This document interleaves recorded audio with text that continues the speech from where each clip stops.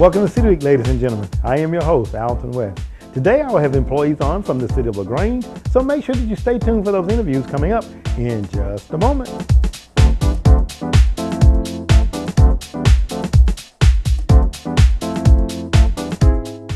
Nobody wants to be stopped by a law enforcement officer. Everyone wants to feel safe. So we've trained our officers to first listen and then explain. We ask if you have contact with one of our officers, you listen, give him an opportunity to explain, comply with his requests, and if there's a problem, contact us so that we can investigate your complaint. Listen, explain, comply, then complain. Our safety and yours matters.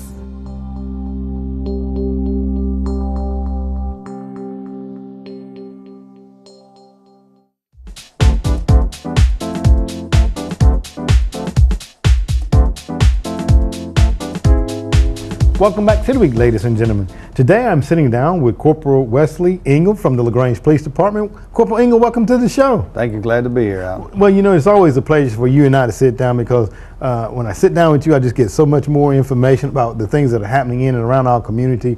And I know that you and all the other gentlemen there in the traffic control division and the females as well do a wonderful job here in our community making sure that people travel among our streets safe. And I do want to say thank you again for all that you all do.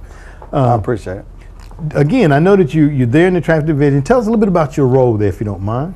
I'm assigned to the day shift, and Corporal me, he's on the night shift. I train new recruits on traffic, working in traffic accidents, and Corporal me does the same, but he also touches a little bit on DUI arrests and stuff like that. We get new guys. Sergeant Armstrong is our supervisor. He does the monthly reports every month and kind of let us know where all of our wrecks are happening at, and we try to do a little enforcement out in certain areas and try to get people to slow down, you know, pay a little more attention, put the cell phone down, which I know you legally can talk on it, but sometimes it is a distraction, you know. Right. And we try to get people just to be careful in this area because there's a lot of wrecks happening in the area, and we want people to slow down because we want them to go from point A to point B safely without having a wreck or being involved in a wreck or even witnessing a wreck. You know, sometimes we have some pretty bad wrecks and people do witness them and stuff, you know, so we try to get people to travel safely through the City of LaGrange. Absolutely, you know, and that's what it's all about, traveling safely through the City of LaGrange. And you're mentioning about wrecks and accidents, and we don't think about it a lot of times because sometimes we may not, you know, as you stated, witness one or drive up on one or in one, but I think you gave some stats last time on traffic accidents just here in the City of LaGrange. Just kind of remind us again of those numbers if you don't mind. It varies between 150 to 200 a month. It depends on, you know, certain months we have a little more. Certain days we have a little more accidents, you know, than we normally days. So we're trying to do everything we can to try to reduce that number because I don't know if people's aware of a lot of people's insurance is probably going up. Georgia, actually they say State Farm and Allstate and all the other insurance are following by raising the insurance due to the rates that the claims are having in the state of Georgia. So we're trying to get people maybe to slow down, take a little time, pay a little more attention while they're driving, and maybe we can get them rates back to where they were or even lower. That's right. So it's kind of, you know, it's going into the pocketbook, you know, and gas is $2 a gallon. And you see a lot of scooters running around. I want people to be aware of the scooters and stuff in the city, and especially like crosswalks, you know, people riding bicycles in crosswalks, which are made for, a bicycle is actually considered a vehicle. Yeah, I know children, you know, don't know the traffic laws of the road, but they know a stop sign or a red light. That's right. And a lot of children should be wearing their helmets. And as you as a parent, if you go out and show your child how to ride on the right side of the road and go with the flow of traffic and obey the traffic control, it's going to be safer for them when they're out there by themselves with their friends and stuff like that, because kids are going to be kids and not really going to pay attention. But as a driver, you want to pay attention too because the person might not be aware of what they're doing. We try to encourage people when the crosswalk, if it's got a hand up, don't walk. That means don't walk, stay there. You don't go by the traffic light, you go by the traffic control device for the crosswalk if they're given. And now if there's not one, then you go with any kind of traffic control device there is. You have a lot of people that won't go up to the crosswalk and will just dart out in front of traffic. We try to let the motorists know that if they're halfway in the roadway, you need to yield the right-of-way. But if somebody darts out in front of you, then motorist is not going to have that time to react to stop from hitting that person. And we've had quite a few pedestrians get hit recently.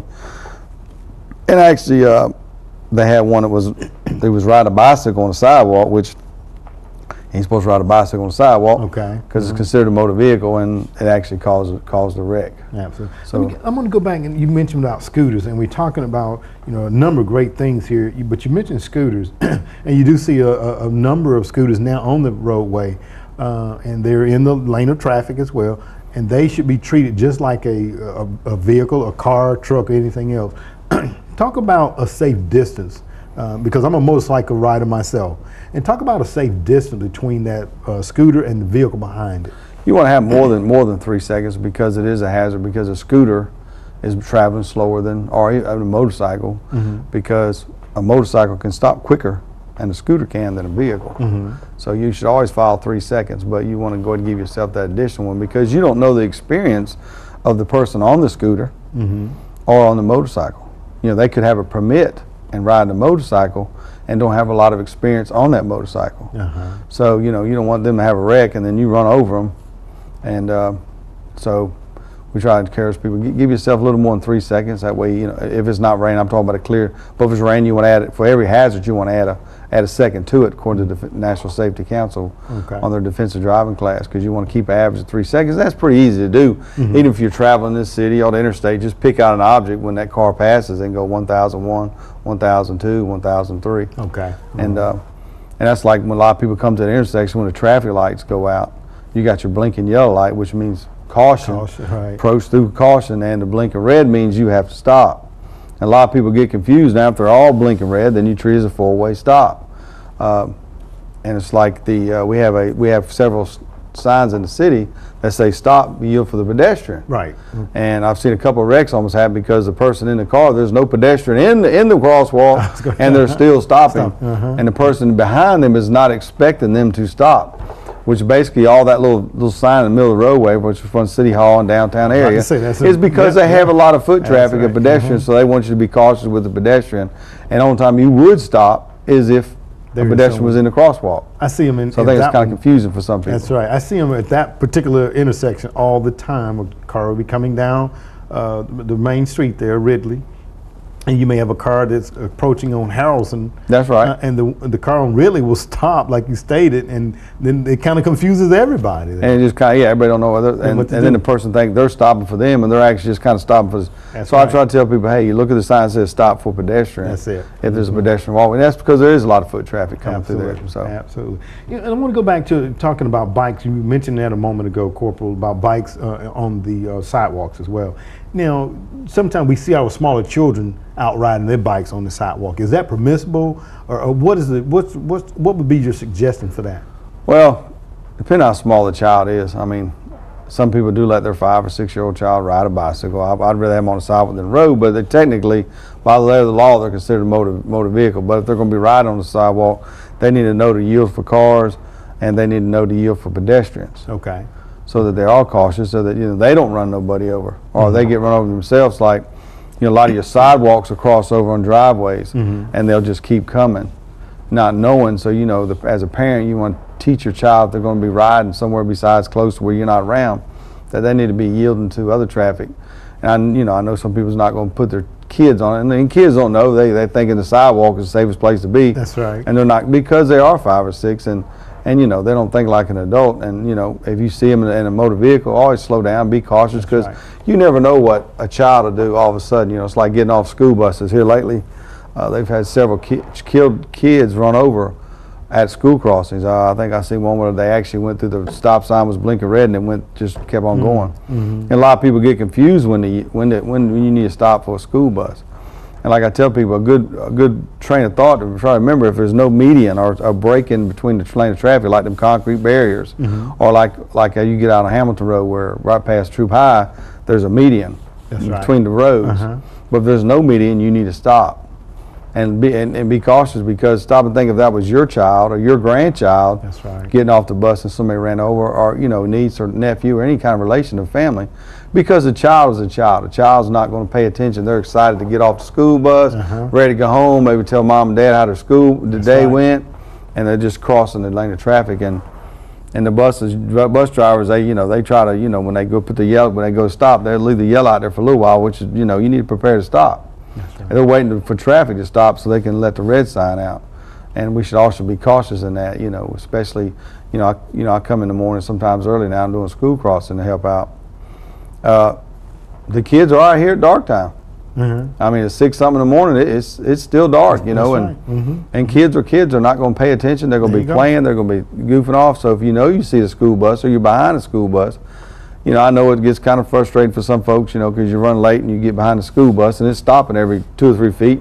You seem like it's taking forever, but leave early, right? Right, leave a little earlier. That's right. And that's what we talked about last time is a lot of the school bus routes has changed and stuff. So leave a little early. And like this morning, I didn't see the school bus. I got here like 5 or 6 minutes earlier, but normally I see it on North Greenwood when I'm coming in. So I watch people making sure they're stopped because. Let me ask you about, you were talking about school crossing a moment ago, and school crossing guards.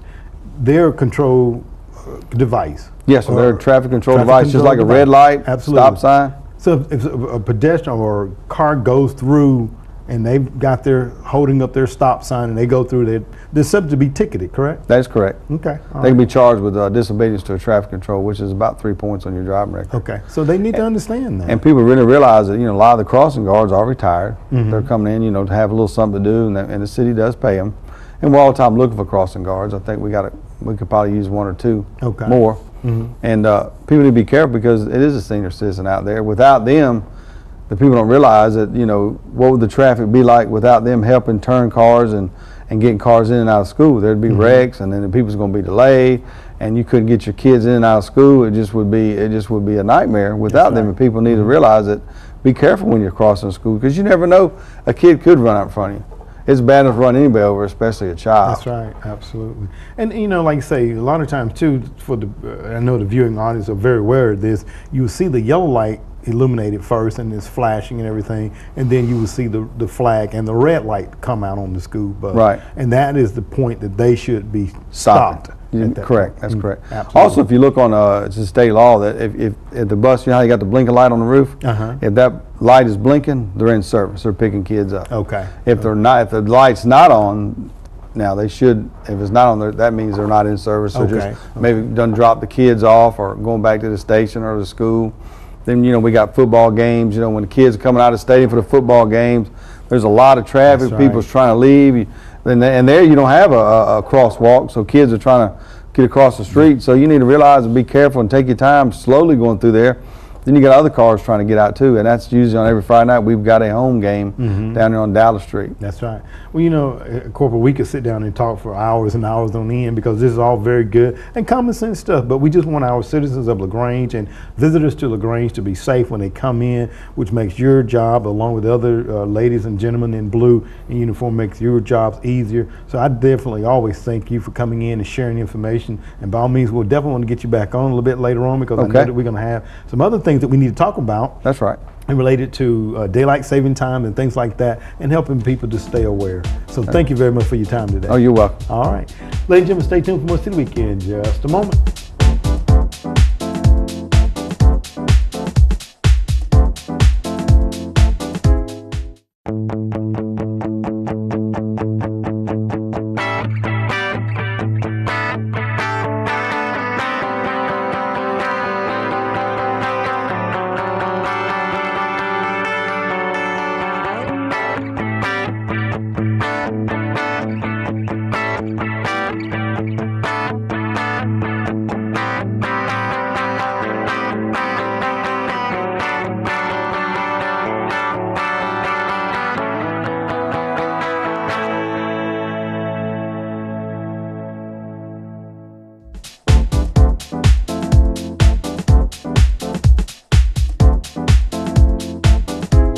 Welcome back to City Week, ladies and gentlemen. Today I'm sitting down with one of my very own from the Community Development Department. I'm sitting down with Marjorie Potts. Marjorie, welcome to the show. Thank you for having me. Well, Marjorie, around City Hall we wear a number of hats, and you're one of the employees that do that and do that very well. You're the office manager and also one of the housing inspectors for the City of LaGrange. And before we get into talking about some of your roles, talking about that, tell a little bit about some of the things that you do in your role, if you don't mind. Well, initially I am a housing inspector. I make sure that things go according to they're supposed to. Actually, it starts off being the office manager, making sure that I assist the things that needs to be done there in the office.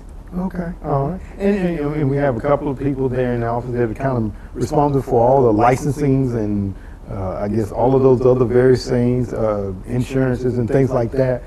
Companies making sure they pay their occupationals as well. And you kind of oversee those ladies, and I know it's a tall task, and you do a wonderful job. We have two great employees there in that area. Tell me a little bit, Margie, you know, I know that this program, the housing assessment program, began some time ago. And I think you were very instrumental. I kind of came in and inherited this.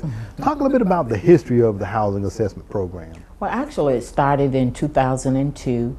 The mayor and the councilman gone out, and they just drove around the city. And they saw that there was a need for the inspector. They needed to do something as well. So they got us aboard, and we came up with the plan, what they did actually. And it was initiated, and we go out and gather the housing assessment. And what I mean by that, we conducted a survey. We actually surveyed all of the houses within the city, and there were about 8,100 houses at that time. We came back in and we gathered up a data, and we gave it a scoring, and the first one we did, that score was 1 to 7, which means that it did not require an inspection. 8 to 12, that was in the middle. 13 to 28, that required an inspection. And pretty much we went on from that, and from that we loaded up the Harris system. In the Harris system, what we have at the city, it is the utility system. And the utility system, therefore, we gave that score being the worst, 13 to 28. 28 prompt an inspection. So 13 to 20. So basically, every unit in the city of LaGrange, you said about 8,100 units during that time. That was back in 2002, right? Yes. Now that didn't include apartments, I understood. Correct? No apartments, no trailers. No. So mobile home parks and also apartment complexes were not in that 8,100 number. That's correct. And then from that, then everything was kind of loaded into the Harris system. What was the purpose of it, you all loading it into the Harris system? That way, when the property came up for utilities, it prompted an inspection. And what the customer services ladies do, they will call my office, and that generate an inspection, say, hey, they look at the house and say, it needs attention. And I will go out and conduct the inspection and let the owner know what's going on there, because obviously if it's loaded into the Harris system, there's something going on. But once we go inside, we can see whether or not it meets the code. All right. And a couple of questions there, you were saying the owner. Now, when the initial assessment was done, was there any differential between whether it was owner occupied or whether it was tenant occupied? What was the determiner, or was there a determiner? Yes, it was. A lot of times they were tenant owned, and we actually notified the owner what needed to be done. And a lot of times it might need smoke detectors or an outlet that was not covered. And mainly what we look for is safety items. All right. So and it's a very good point, because a couple of weeks ago I was on Smoke Signals. I was talking with Chris Taylor about this, trying to help him, talking with, get the general public to understand how it is and what we look for. So mainly it's just safety things. So I'm a tenant in a property, and I don't like the color of my walls. Is that something I can call you and complain about? No, that is strictly cosmetic. What we look for is mainly, like I stated, was safety issues. There may have been a panel box that was exposed, that was missing blanks, and which we all know the panel box, when we state panel box, that is a safety issue that needs to be addressed immediately. And a lot of times, sometimes it may be an oversight with the owner, and sometimes, believe it or not, that sometimes the tenant sometimes may tinkle with it. And cause the problem, but however, we do notify the owner, and the owner does make the correction. Okay, all right. I can remember when I first came back to City Hall, and it seemed like it was just a little bit of turbulency that was there as it related to tenant-owned properties and addressing those, just as you stated, just those basic safety issues.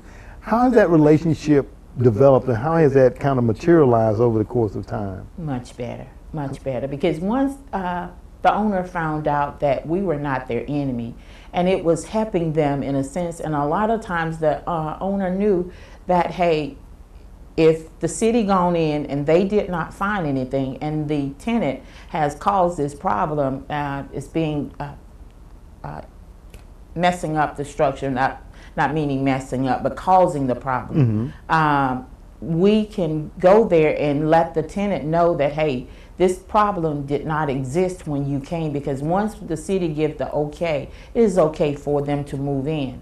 And the owner has really found out that, hey, it's helping me along with my property, because we're pretty much the person behind them, because sometimes they may overlook a problem and we go in and find it, and it's just a win-win situation for them as well. Oh, okay, well, very good. Now let me ask you, now I want to take an extreme case. We got a property that we've looked at, and there's a number of issues, and we have to make a case against it. What is the process that goes through, if you don't mind? Okay, the process is we go and actually do exterior inspection initially. We come back and find out the owner. We notify the owner that, hey, we see probable cause where we're needing to go in. And a lot of times they do comply. Sometimes these tenants, the owner may be out of town, and they will make provisions for us to get in. And once we go in and make this assessment, we notify them what's going on, and they pretty much comply. A lot of times they may be slow, but the thing of it is we will give them time if it's not a harm or threat to the public. And those are, key in terms of harm or threat, because I noted in some cases I've seen files that you all have brought to my attention where you've had small children that have been injured due to shelving not being securely fastened against the walls, or the exposed face plates, or the face plates missing from outlets and things of that nature. Now let's say when we do have to take one to court, and sometimes we may even have to take a structure down sometime because it is beyond repair. Talk about how we make that assessment as to whether or not, well, the court, I shouldn't say we, because we try to put it into an unbiased hand. Talk about how the court makes a ruling on properties that are beyond repair. Once they are beyond repair, the judge make that assessment, giving them time to get the permit to be demolished. And a lot of times it depends on the dilapidation of the structure. Sometimes the judge may say if it's an extreme threat to the public, he will order the case to be demolished within 10 days, and a lot of times 30 days if it doesn't pose a immediate threat to the public. Okay, all right. So they have a time frame in which to get permits to take the structure down. In some cases, there are some structures that we have a case against. The judge will allow them a number of days to bring the structure up to the minimum property standards, or to renovate the property. Talk about that a little bit, if you don't mind. Okay. The judge, like you say, does give the owner time, and a lot of times it's between 60 and 90 days. And just like you say, that it doesn't have to be a complete new house, but bring it back to the minimum standards. And the owner does comply. And when the owner doesn't comply, it gives the city the choice to take it down, because they have been given an order. And if they don't comply, that is what happens. Okay. So that court order basically gives the city the authority to, in the event that the owner or whomever at that case doesn't comply, that we can go in. And a lot of times I think we kind of attach a lien to the property, so that if that property is ever sold, we kind of recoup our cost there, correct? And correct. And a lot of times the owner thinks that the city owns the property. The city does not own the property, and we just go in, just like you say, and place a lien on the property just in case they feel like they're needing to sell it. But the city has that lien against it, and once it's been satisfied by the city, we remove that lien. Okay, okay. Overall, Marjorie, as a city, why do we do this? Because a lot of people, back in 2002, there was a lot of substandard housing. And just like I stated previously, that the mayor and the councilman, it was just too overwhelming. And it gives a person a better quality of life. Once we go in and the tenant, mind you, they have to comply too. And the owner brings the structure into compliance. It's just a better quality of life overall. And then too, you don't see a lot of dilapidated structure within the city. Okay, okay. Absolutely. Well, Margie, I'm going to tell you, you know, it's a tremendous job that you all do. You know, we think about our community, we think about the economic development, and when people visit our city, you know, to see, as you say, the dilapidated structure sometimes can be a turnoff. So I want to thank you, and Glenn does a great job. I don't want to start naming names, leave somebody out, but I know that you and all the ones, the court system as well, help us to make sure that our city puts forth a good face when people are visiting our town, considering our town for locating here, living here, you know, placing a business here. So thank you all for very, very much for what you do, okay? Thank you. All right. Ladies and gentlemen, stay tuned for more City Weekend in just a moment.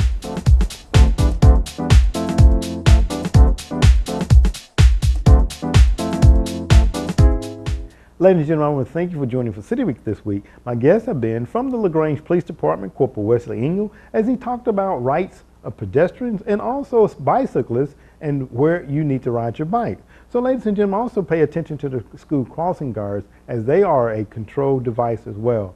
Ladies and gentlemen, I also had on from the Community Development Department, Marjorie Potts, as she talked about our housing assessment and why we conduct housing assessments here in the City of LaGrange. Ladies and gentlemen, I hope that you've enjoyed those interviews, and as always, I want to invite you back for more of City Week.